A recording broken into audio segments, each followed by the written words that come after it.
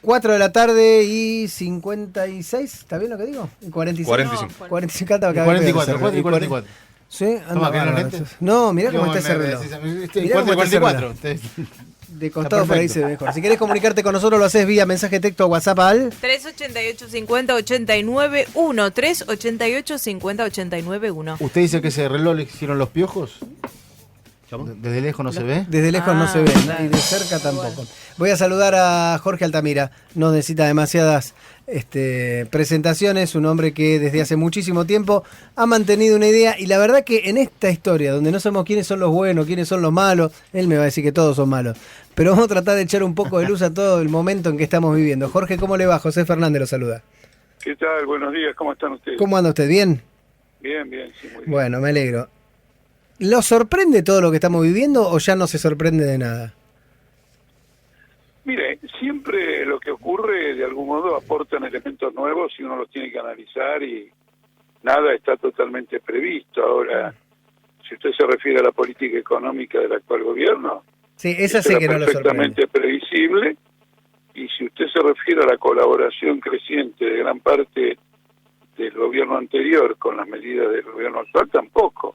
Ujú. Usted no se olvide que nosotros no votamos por Scioli y los hechos que están ocurriendo reivindican completamente el haber tenido una posición de rechazo a dos variantes de una misma salida política y económica. Usted mire la mayoría impresionante que le están dando a un defalco jubilatorio y un blanqueo de capitales. Sí, queda bastante oscura también, ¿no? Esta ley, porque además se pone en medio de un movimiento como este del tema López y todo demás, cuando están todos con otra cosa, casi no tenemos debate externo fuera de las cámaras, y la verdad que no queda, digamos, si la ley se hubiese aprobado hace 2 meses, por ejemplo, hoy López sería un tipo limpio prácticamente.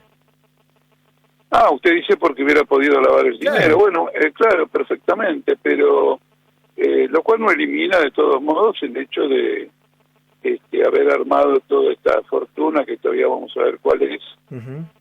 sobre la base de una enorme corrupción en contratos de obra pública durante un tiempo fenomenal. Y me interesa también destacar que la reacción de los bloques en el Congreso a partir de esto es reforzar el acuerdo con Macri. Claro. Es decir, se despegan no con una delimitación hacia la izquierda, sino que se despegan con una delimitación hacia la derecha y echan un manto de encubrimiento a un gobierno donde sus ministros tienen todos por lo menos una cuenta fuera del país. Claro. ¿Y eso no le llama la atención a casi nadie? ¿O sí, pero miran para otro lado?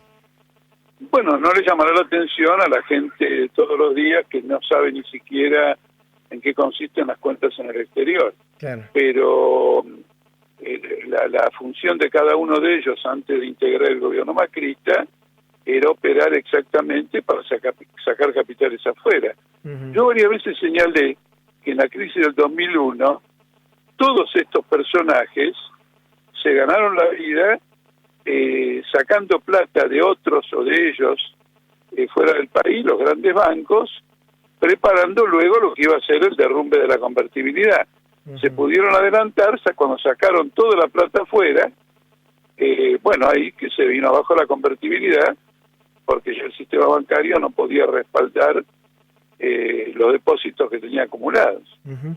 Así que esto no llama la atención, pero lo que me parece que es una conclusión importante es ver dos grandes bloques políticos trabajando en común, en su mayoría cada vez más acentuadamente, en lo que es un desfalco económico y al mismo tiempo la evidencia de una corrupción que en grados diferentes o con características diferentes los envuelve a los dos. Ujú. ¿Y cómo termina esto? Porque ya sabemos cómo terminó lo del 2001 y hoy, si bien parecen los tiempos distintos, la crisis no parece ser tan profunda, o no venimos de una crisis tan profunda, pero ya hay muchas señales claras de que la gente se hartó, ¿no? Digamos, no alcanza para pagar los impuestos, no alcanza para pagar los servicios, los sueldos no han crecido. Está bien, pero el hecho de que si no vengamos de una crisis como la del 2001, agrava la cuestión. A ver, ¿por qué? Porque quiere decir que la crisis del tipo 2001 está por delante, no por atrás. ¿Me explico? No, a ver cómo sería. No, quiero decir lo siguiente, en el 2001, Sí, después de la crisis del 2001 ya no había ninguna posibilidad de que haya una crisis como el 2001. claro. ¿Está claro o no? Sí, está claro, claro, como Ya está, ya se produjo. ya está, claro. Ese tendría que haber sido el último. Ahora había que empezar a reunir los escombros y ver quién dictaba una salida a esa crisis, y bueno, había factores internacionales que incidían de una u otra manera. Está bien. El hecho de que esa crisis todavía no se produjo significa que la tenemos por delante, porque la crisis del 2001 es una crisis de deuda, y ahora casi toda la deuda que se acumuló bajo el kirchnerismo en términos de deuda pública con ANSES, con Banco Central, con la lotería, con el PAMI, etcétera, el gobierno la está reconvirtiendo en deuda con el exterior en dólares, y al mismo tiempo la está acrecentando. Entonces, más o menos este año, esa deuda ha crecido con el pago de los fondos buitre, la deuda de Vidal, votada por la legislatura kirchnerista, la deuda de Urtubey, la deuda de Gioja, etcétera, que se ha incrementado en 25.000 millones de dólares en un año.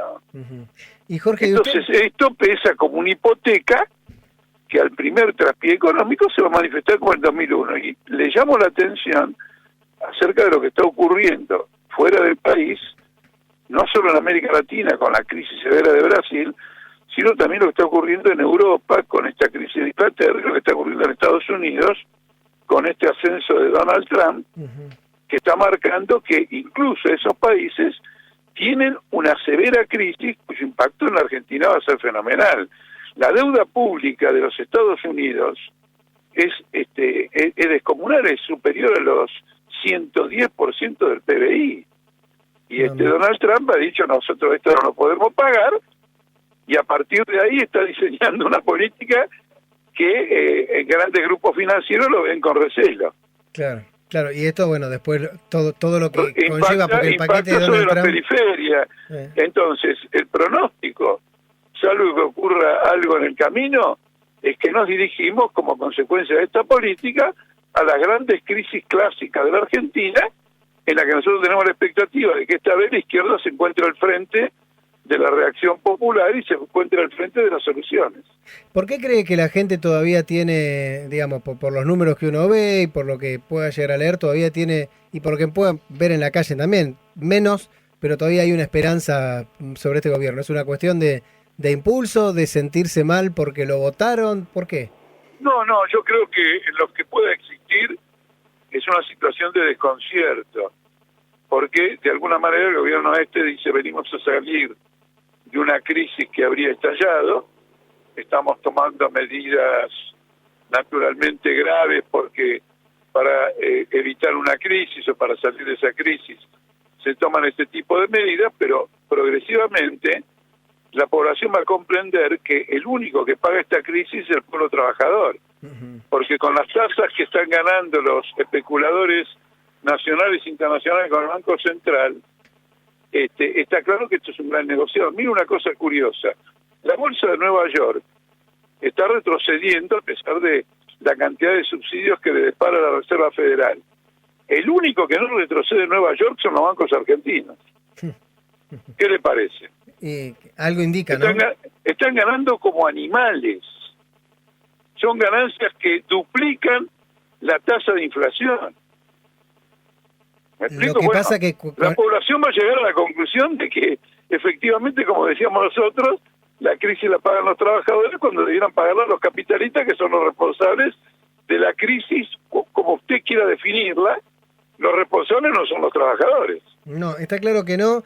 Y la foto que usted me muestra se parece mucho a la del 2001 con los camiones llevándose la plata para Ezeiza. Y la verdad que me da miedito. Bueno, yo le voy a decir una cosa. Gran parte del dinero que entra, eso tampoco aparece en los diarios, ni siquiera en los diarios financieros. Gran parte del dinero que entra en dólares se va por pago de dividendos atrasados, o pago de importaciones atrasadas. Hay una fuga de capitales financiada con el ingreso de capitales. No hay inversiones, no hay fábricas. No, claro que no. ¿Me explico? La lluvia de dólares que iba a venir no cayó sobre la fábrica, cayó sobre los bancos. cayó sobre los bancos, pero además una parte importante financia salida de capitales, que de otro modo no se hubiera podido financiar, hubiera provocado una desvalorización enorme del peso. No la provoca porque viene dinero que se va, entra por un lado y se va por el otro. Esto es un endeudamiento completamente parasitario. Si usted se endeuda a tasa de interés mayores para que la plata se vaya para otro lado, eso es una bomba de tiempo. Sí, y además hay algo que a mí me llama la atención. Digo, hasta hace 6 meses parecía que no había un dólar miserable en toda la Argentina, que estallaba todo, que no nadie paraba la suba y que el dólar paralelo y todo lo demás. Hoy el Banco Central sale a jugar en la plaza porque no quiere que le aumente que le baje tanto el dólar. La verdad que evidentemente... No solamente eso. Sí. En las cuevas financieras, ahora para que cuando usted hace el trámite para ingresar dólares le cobran más caro. Es decir, que casi o virtualmente... Que se dio vuelta todo. Es una pena, se dio vuelta todo. Pero eso muestra la volatilidad de esta política, sí, ¿no? Y que evidentemente... No como un mérito. Evidentemente había algún grupo no lo vea como un ¿no? activo positivo para el país. Claro. Son movimientos, a ver, un tipo que trajo $100 y lo invirtió en un Levaca al 35% de interés, cuando se va a ir, no se va a llevar los $100 que trajo, se va a llevar 135. Claro.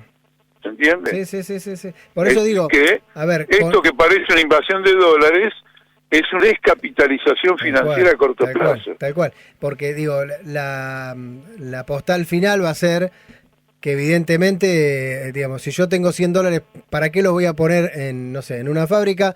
Si ahí le tengo que pagar a los empleados, tengo que gastar, tengo que un riesgo. Si vengo, no, y además pongo tampoco y me tiene llevo que colocar la 135. producción porque la economía mundial está en recesión. Además.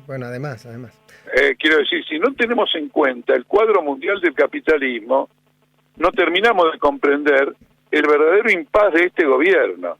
Altamira. Que teje fantasía sobre la confianza que puede producir o dejar de producir, pero no da datos objetivos. Mire, Broda y, ¿cómo se llama? Y Expert y una cantidad de economistas neoliberales dicen que hasta el año que viene no esperan ninguna señal positiva para la economía.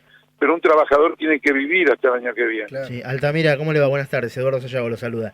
Hasta el propio presidente, ¿no? Repatria 18 millones y ¿qué hace? Compra bonos, no pone una industria que genere empleo. De todos modos, el presidente pertenece a una familia que ha acumulado en el curso del tiempo muchísimo más que 18 millones de dólares. No digo, pero... pero quiero decir, sí.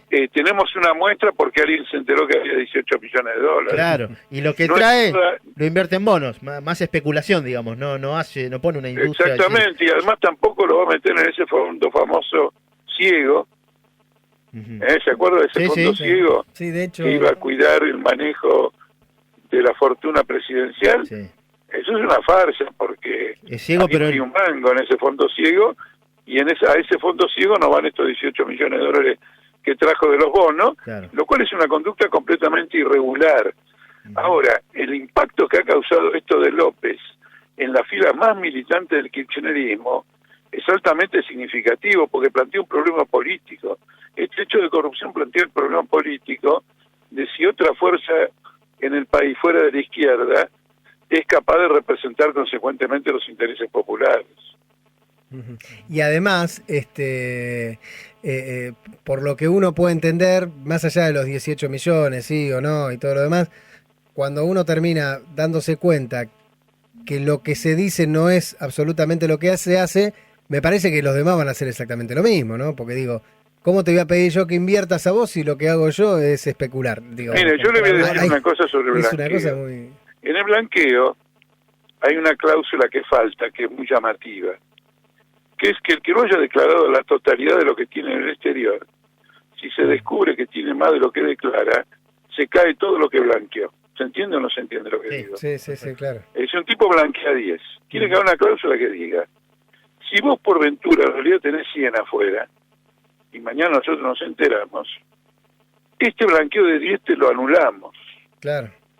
¿Me explico? Porque vos continuás en un trabajo de salir y lavado de dinero. Evasión. Eso no está. Entonces se va a lavar lo que ellos quieran. El dinero no va a entrar al país porque el blanqueo establece que puede quedar afuera.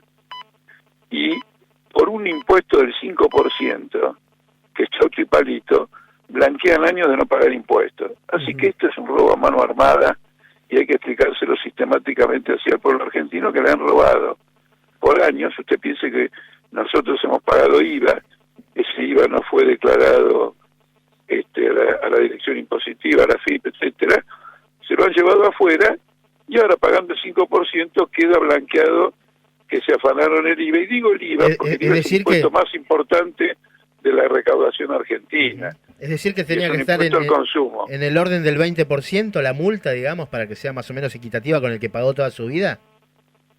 Bueno, Macanudo, pero hay muchas cosas que hay que establecer acá, aparte del 20%. Y traen toda la plata, declaran todo lo que tienen. Esto es fundamental, porque algunos centros financieros offshore se están cerrando por persecución fiscal, pero Estados Unidos se ha transformado en el lugar donde se refugian los que se van de otro lado, porque tiene varios centros offshore y no los piensa modificar. Ya lo han dicho en forma absolutamente rotunda. Los norteamericanos quieren que cierren todos los centros offshore fuera de Estados Unidos, pero no los centros offshore dentro de los Estados Unidos.